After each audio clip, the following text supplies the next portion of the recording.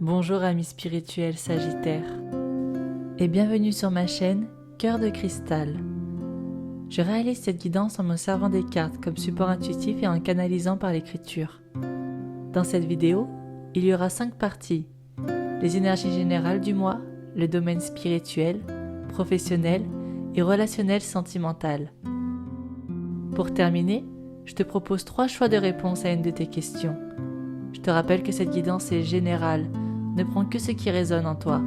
Je t'invite à regarder la vidéo de ton signe ascendant et lunaire si tu souhaites personnaliser un peu plus ta guidance. Enfin, je te rappelle que le temps est fluide. Il se peut que tu aies déjà vécu ou que tu vas prochainement vivre ce qui est évoqué dans cette vidéo. Je te remercie d'avance. N'hésite pas à t'abonner si tu aimes mes guidances.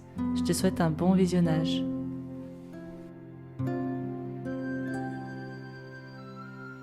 Voici l'énergie générale du mois d'octobre pour les Sagittaires. En ce mois, vous allez donner une direction à votre énergie. Vous préparez à l'action que vous prendrez. On est dans le vouloir. On veut mettre en mouvement son énergie vers l'extérieur, écouter son intuition et s'orienter dans la direction qu'elle nous propose. On accumule de l'énergie, des désirs. On confronte ses envies, ses ambitions au monde. Savoir ce qui serait le plus juste à mettre en place en ce mois. Prise de conscience de sa différence, de son talent, son pouvoir personnel, de nouvelles idées. Passons dès à présent au domaine spirituel. Un mois d'octobre, tout en introspection pour les Sagittaires. Cette introspection est nécessaire pour aller voir ces parties en toi-même qui bloquent encore. Ces parties sont des blocages de plusieurs sortes qui apportent une certaine tristesse dans ta vie. C'est un tout. Une situation ou un lien peut te faire ressentir cette tristesse.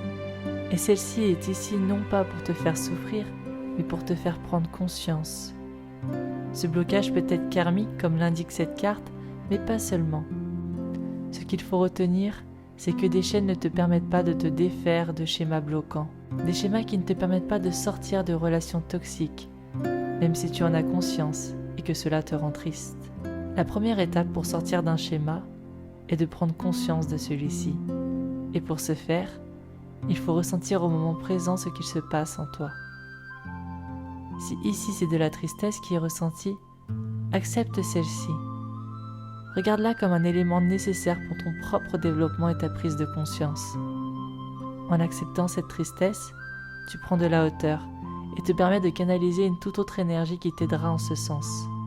Sors de la peur, écoute ton intuition et aie foi en toi. Une fois que tu comprends que la tristesse est la résultante d'un schéma, mais pas de toi, de qui tu es, un détachement s'opère, une prise de recul naturelle avec les événements de la situation. Petit à petit, les blocages laissent circuler une énergie nouvelle et porteuse en toi et dans ta vie. Passons dès à présent au domaine professionnel ainsi que vos projets de cœur. Une situation professionnelle ou de ta vie quotidienne n'avance pas de la manière dont tu aimerais. La vie te pousse à lâcher prise et à prendre du recul dessus. Tu es appelé à voir large dans cette situation, à agrandir ton champ de vision. Cela veut dire ne plus rester cramponné sur ce que tu penses de la tournure des événements. Nous avons tous notre propre vérité sur chaque situation, notre prisme et notre manière de l'appréhender. En prenant conscience que tu ne peux convaincre les personnes de voir les choses sous le même prisme que le tien, tu acceptes plus facilement le point de vue des autres, ce qu'ils viennent te faire travailler d'eux-mêmes. Tu n'es pas obligé d'être d'accord, seulement accepter avec amour que chacun a une vision différente. Peut-être qu'un projet enthousiasmant ne se déroule pas comme prévu, ou que des signes de la vie viennent te donner des informations que tu ne veux pas entendre. Chaque expérience est un apprentissage, alors sois honnête avec toi-même dans cette expérience. Que désires-tu vraiment? Est-ce que cela est réalisable aujourd'hui ou plus tard? Qu'est-ce que ton intuition te dit?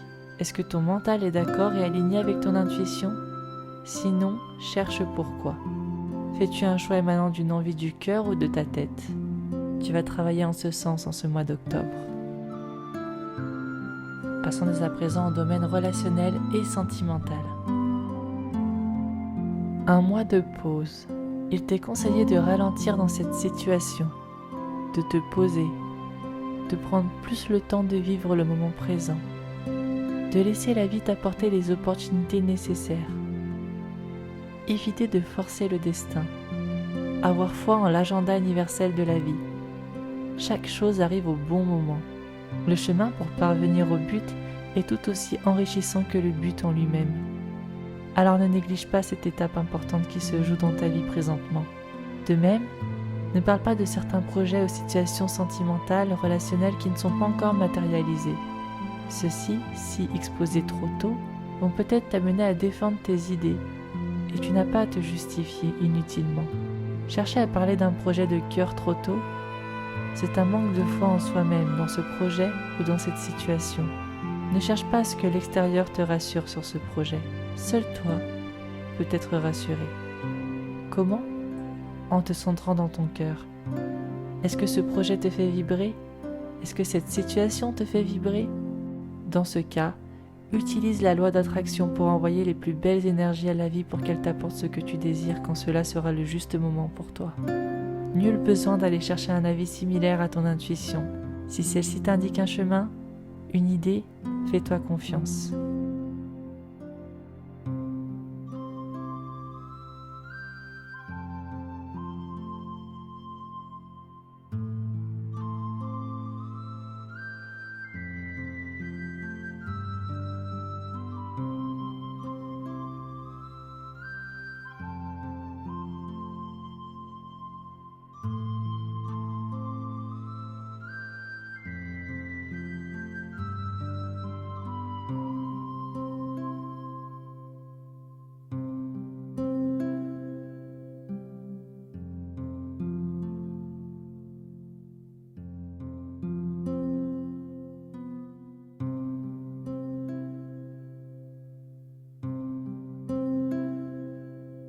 J'espère que cette guidance t'aidera à cheminer à travers les énergies du mois d'octobre.